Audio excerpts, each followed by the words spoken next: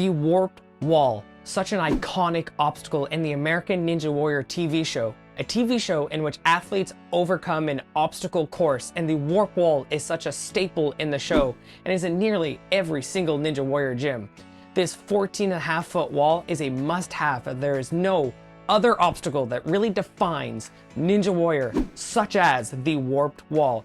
I have coached many competitive athletes who compete internationally and nationally. I've also coached many recreational athletes to be able to overcome this wall.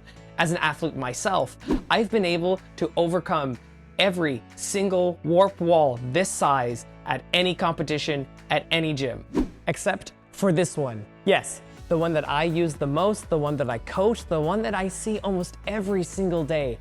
That seems to be the one that I'm just not able to get. Look, I've been able to get it multiple times in the past, but I get it and then I lock it down, I get very confident, and then I lose it. I get these mental blocks and I just don't know why. So today, I'm going to get rid of those mental blocks one more time. But that's good, because then I'm gonna go over all the technique and all the things that I have coached hundreds of athletes that I know that I need to follow myself. And I'm gonna show that to you as well, and hopefully together we can both overcome this obstacle. So let's go into it right now. Before getting onto the wall, warm up is extremely important. The most common injuries that actually happen in this gym and in most gyms are on the warp wall. They usually happen to calves and pulled Achilles tendons, which is really not that good. Most common reason why? Because of not having a good warm up. Again, this really only happens to adults. So a good rule that I have is whatever your age is how many minutes you need to warm up. If at any point you do the wall and you feel pain there, you just stop. But a good way to also warm up on the wall and stretch those calfy boys is sliding down on the wall, because that is something you're going to need to know. Most gyms are going to teach you how to slide, or they call it the Spider-Man, which I still don't understand because Spider-Man goes up, not down. But he can go down, but he's not known for going down. All you're doing is after you finish your technique, you lean against the wall and you just slide down. This is the safest way to come down the wall. We teach our kids to turn on the warp wall as well. They don't have to, it is just a choice, and we show them both possibilities. But this gyms will never actually teach this, and as most of it is banned. The benefits is that you understand what is happening when you're on the wall, how to control it, and you understand the physics of everything that is going on. Ooh, okay. I'm all done warming up, and I think I'm ready to finally practice on the warp wall itself. However, I'm gonna take it really slow and really focus on the technique itself. The good news is while I'm on the wall and I'm practicing it, I'm gonna break down the technique of the warp wall for you. So let's get to that technique. Number one, have consistent speed. This doesn't necessarily mean running as fast as you can, because technique first, speed second. What's important is whatever speed you are starting with is that each step should look the same for however much you're running from before going up the wall and going on the wall itself. You should never lose power. However fast you are running should all look the same throughout the entire steps you are taking. A lot of times you will lose speed by choice, not by technique. So making sure you're focusing on powering through all the way to the end. And to start that is you need to have a good first step. When you do that first step, don't do it from so far back that it looks like a karate kick, and you're not doing it so close so that it seems like you're doing a Spartan kick against the wall. A good way to know how it feels is if you have any parkour background, and it should feel like your first step in a wall run. It should feel like when you're about to skip some stairs, when you're going up your stairs and you skip about 2 stairs or about hip height. That's what it should feel like. If your first step is way too loud, you're going into the wall versus up the wall. This should help you bring your forward momentum upwards. To fix that, just use a little bit less speed and make sure you're looking up. Less noise actually means you're more efficient. And once you've done that first step, you need to do your max amount of steps. For this wall, it is 3 steps. It's really going to depend on whichever wall you do. Ours, because of the slope and the physics, you can only really do 3 efficient steps. You can do a 4th one, it doesn't really do anything. Well, on the show, you can take up to 6 steps. This should show that our slope is way harder than the ones on the show. So if you can do this one, the show is going to be easy peasy. So making sure that all 3 steps for this wall are good. That also means the size of the steps. A lot of times you'll do one big good step, and then the other 2 will be a lot smaller, making sure whatever size of steps you're doing is pretty consistent.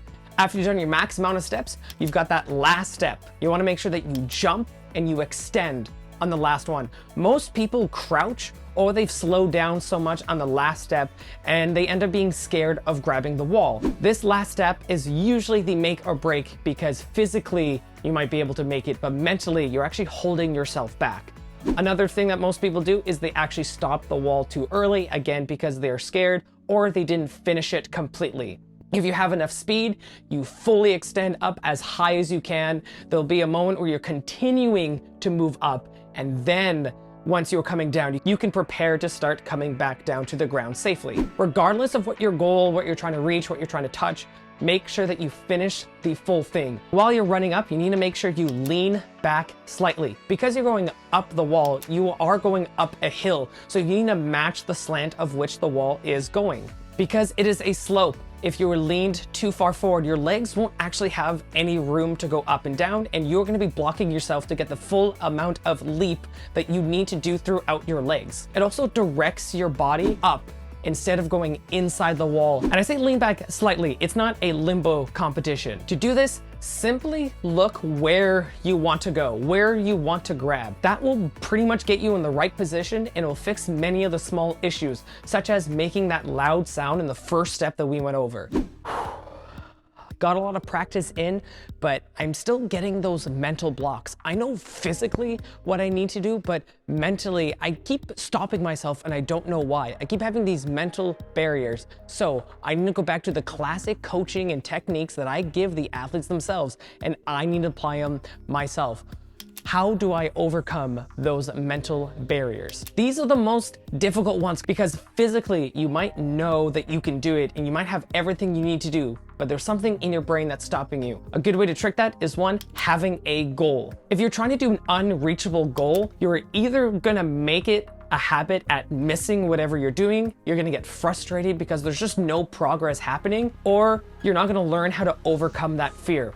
When you pick a goal, you want something that's closer to the final product that you want. A good example would be for this, if you're scared of committing to the grab, then pick a goal mentally in your mind that you're just going to touch the top so that you don't mentally slow yourself down to not commit. Sometimes your brain will do just enough to not do the full thing. This is similar to how we teach lâchers, in which you try to touch the bars instead of committing to the grab. Any progress is good progress, even if it's just small steps. We like to see it as success or fail, and that's it. There are steps between it, and if you can just slowly inch closer to your goal, that's great. But sometimes you need a slower and steadier build. The next trick is the 1% charge up, or I like to call the Dragon Ball Z method. You want to start with whatever comfortable thing you are at and give it a percentage of how much effort and power you're actually putting into it.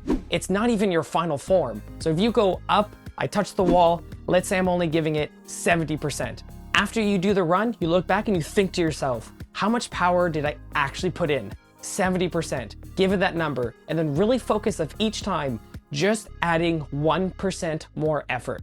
That is all you have to do. Really knowing that it wasn't 100% of what you can do and knowing that you can add even just a little bit, very similar to how any progress is good progress, sometimes this helps. Maybe you get to 95% and just that 96% is a little bit scarier and you're just afraid of finally committing and the other two things just haven't worked. A good way is to just break down each step. Why am I not committing to it? What am I afraid of? Really ask the questions of each step. Most of the time on this one is afraid to commit to the grab because you think you're gonna fall. So a lot of times we literally just practice falling. You hang up on the top and you fall to the bottom. If you can practice how you would be in those actual situations, that it's not actually dangerous. The potential of danger doesn't mean dangerous. Look, I've done everything that I need to practice. I've done over the mental barriers and I've done all the physical technique that I need to do. You know what?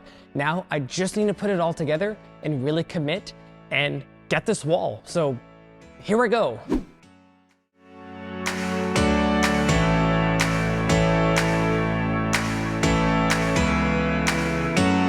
Really happy that I did this and I'm really happy that I got this. I know that it's only going to take a couple of months and there's a good chance that I lose it, and that's okay because I do like these mental battles, because every mental battle that I can overcome will make me a better person. It's weird that we all face different kind of mental battles. That is why I love doing these challenges, that's why I love doing these adventures, and this is why I want you to be a part of them. to let you know that I will be your ally in these mental battles, and we will win that mental civil war and continue on those adventures. If you're looking to save money and find other adventures, I have links to Groupon, Airbnb. That is where I find the majority of my adventures is on Groupon. But what did you think of this iconic obstacle of the warped wall from American Ninja Warrior?